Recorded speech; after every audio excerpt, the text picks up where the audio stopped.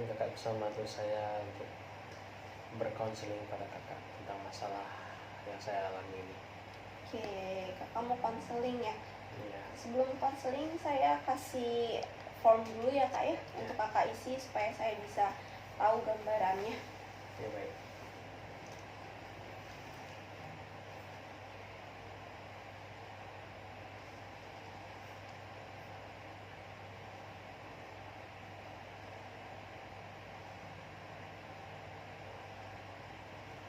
Oke, saya cek dulu ya kak ya. Namanya Yusuf. Iya betul Yusuf. Oke. Mahasiswa masih kuliah ya kak ya berarti ya. Iya betul, saya masih kuliah semester 7 sekarang. Oke, udah akhir ya. Akhir ya, betul akhir. Di sini saya lihat Kak Yusuf punya masalah kecemasan ya. Iya betul. Tiap malam overthinking. Oke, baik. Kak Yusuf, di sini saya sebagai konselor Kak Yusuf. Jadi Kak Yusuf nggak perlu ragu untuk bercerita dan boleh terbuka aja tentang masalahnya Kak Yusuf. Di sini saya akan mendengarkan dan mungkin bisa membantu memberikan saran supaya Kak Yusuf bisa lebih tenang ya. Kak Yusuf ya. Oke, Kak Yusuf boleh ceritakan Kak Yusuf kenapa Kak Yusuf bisa merasa cemas dan mulai dari kapan nih? Baik, mungkin kecemasan yang saya alami ini kurang lebih sudah berjalan 2-3 bulan belakangan ini. Hal ini dipicu karena tugas skripsi yang sedang saya jalani. Overthinking yang saya alami pada setiap malam itu dipicu karena saya mempunyai pikiran yang mungkin bisa dibilang jelek, yaitu pikiran saya tidak ingin kalah dari teman saya yang duluan sidang ataupun yang duluan lulus. Jadi saya terlalu ambisi untuk lebih duluan selesai ketimbang teman-teman saya.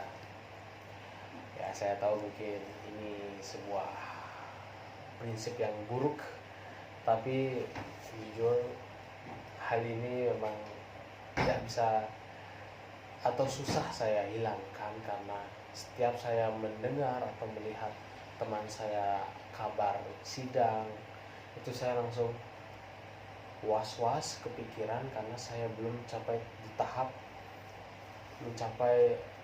tahap ke sidang tersebut.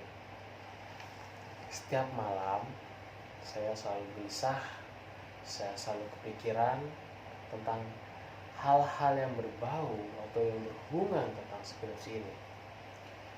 Kemudian di samping itu saya merasa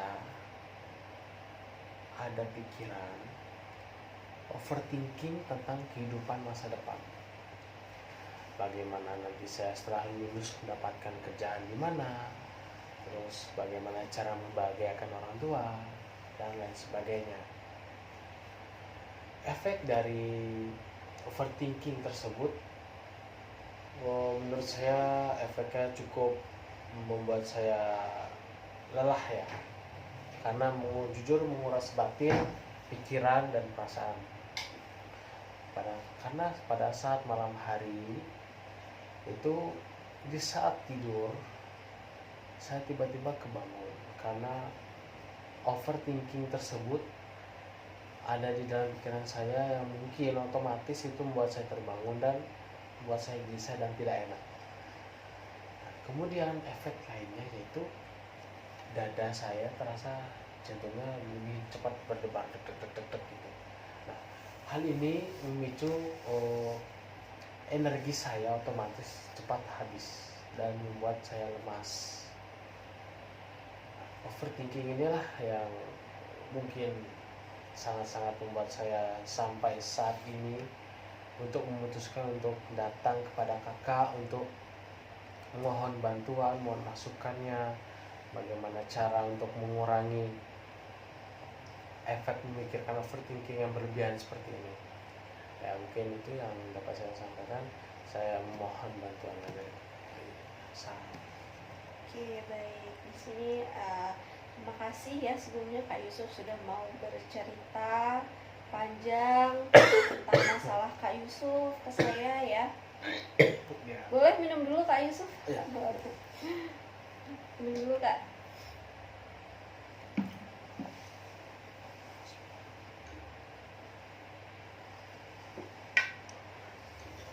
Oke. Baik, sudah. Terima kasih Kak. Sudah tenang?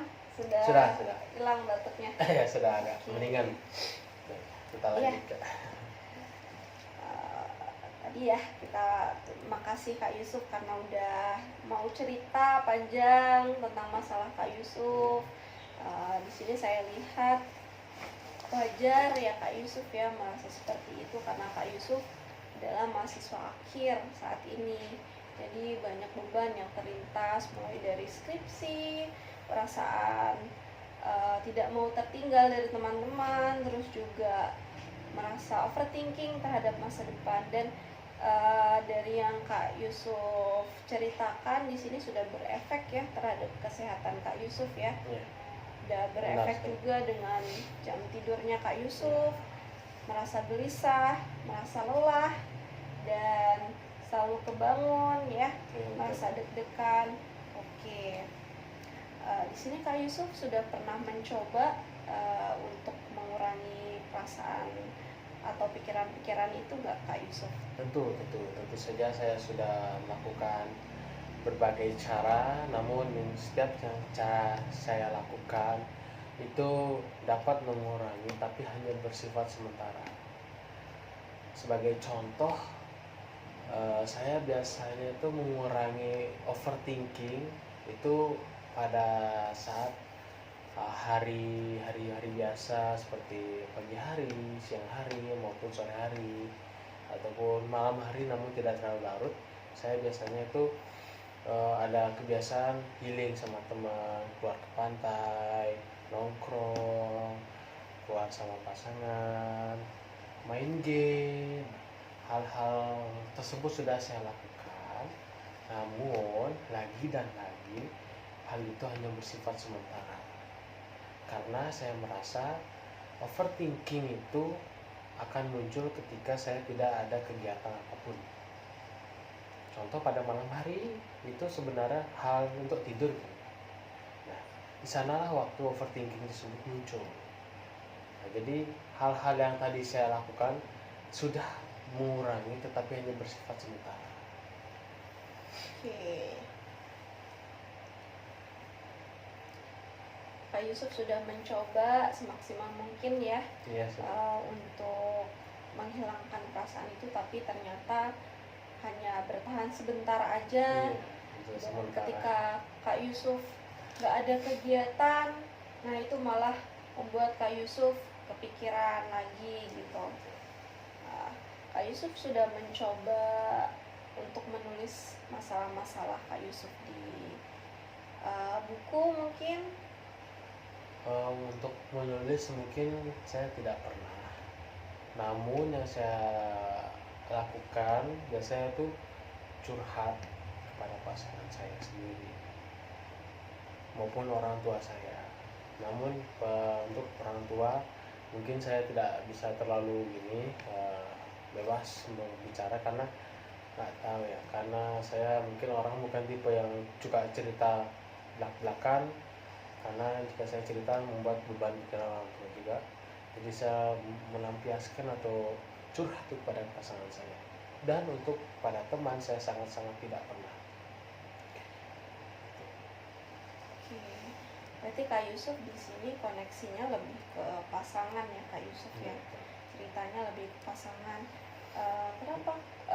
Apakah ke teman itu Kak Yusuf masih ada gap sehingga Kak Yusuf nggak mau cerita apa gimana? Tidak ada gap sama sekali dengan teman saya sendiri. Mungkin dari pribadi saya sendiri kurang klik aja untuk bercerita pada teman, lebih nyaman sama pasangan sendiri ataupun orang tua gitu. mungkin karena Kak Yusuf tidak mau terlalu menceritakan masalah pribadi itu ya, Iya betul. teman-teman ya, Betul. jadi lebih nyaman kepada pasangan. Sangat Oke, baik.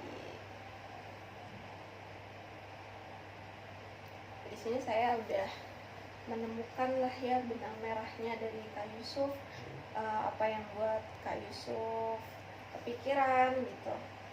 Di sini Kak Yusuf, ketika Kak Yusuf dalam keadaan kepikiran pagi, siang, sore itu mungkin Kak Yusuf bisa ceritakan kepada pasangan langsung ya, seperti yang biasanya Kak Yusuf lakukan. Ya. Tuh. Nah, ketika masalah perasaan tidak mau kalah Kak Yusuf ya, itu kan Kak Yusuf bisa belajar untuk mencoba menerima bahwa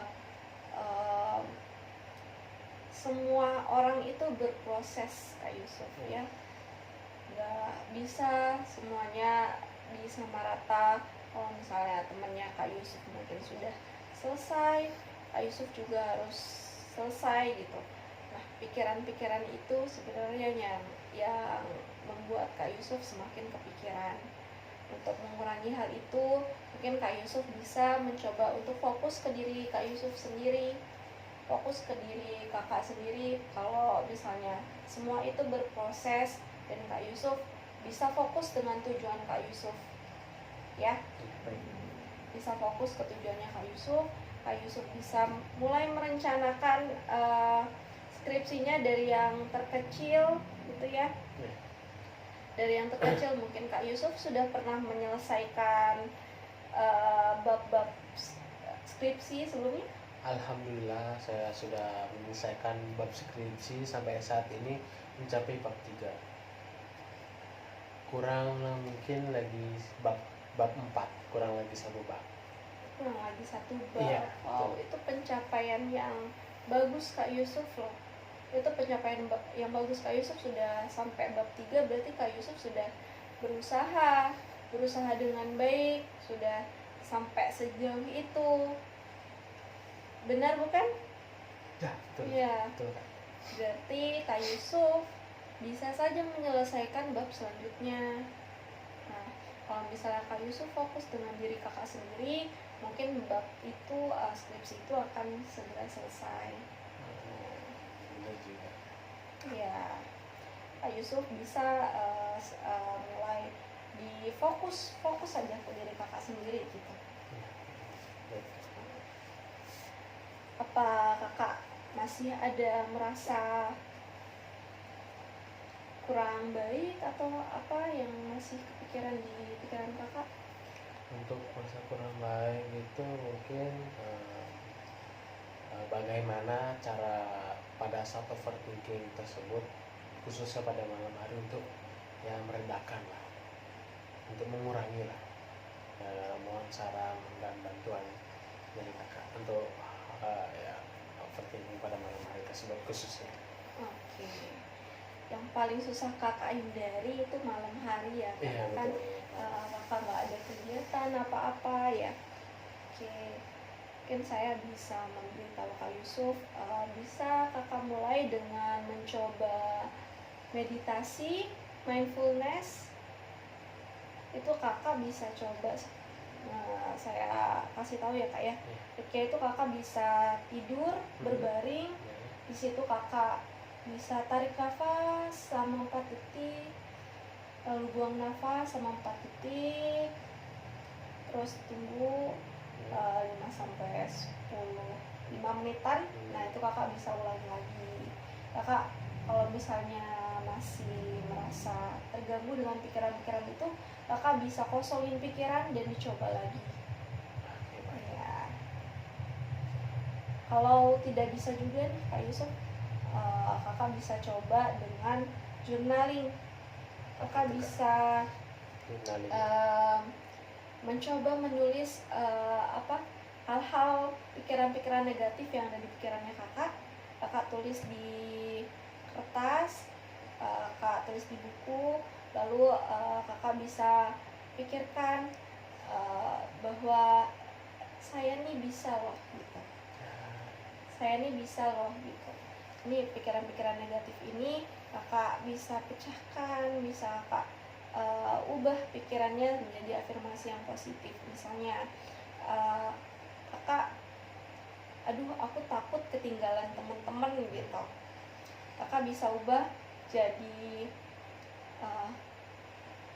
aku bisa kok gitu, gak apa-apa untuk masih di sini, aku masih di sini, gak apa-apa, aku akan menjalannya dengan sabar dan nanti pasti bisa mencapai tujuan seperti mereka gitu.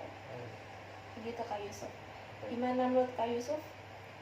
Ya mungkin dari beberapa saran yang kakak berikan saya sudah tampung dan akan saya coba nantinya, dan semoga semua saran yang kakak berikan itu bisa mengurangi overthinking saya, setidaknya mengurangi signifikan.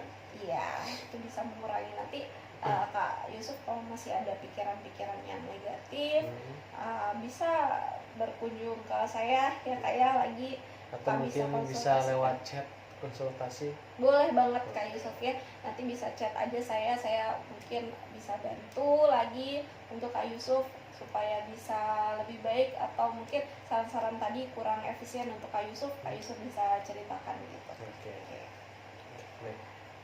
Terima kasih Kak Yusuf atas kesempatannya untuk kedatangannya di sini, semoga bisa membantu. Terima kasih juga atas saran dan masukan yang sudah kakak berikan untuk saya. Semoga insya Allah nanti bisa mengurangi. Semoga lebih tenang juga ya untuk masalah overthinkingnya. Baik, terima kasih Kak. Saya pamit dulu. Assalamualaikum. Waalaikumsalam.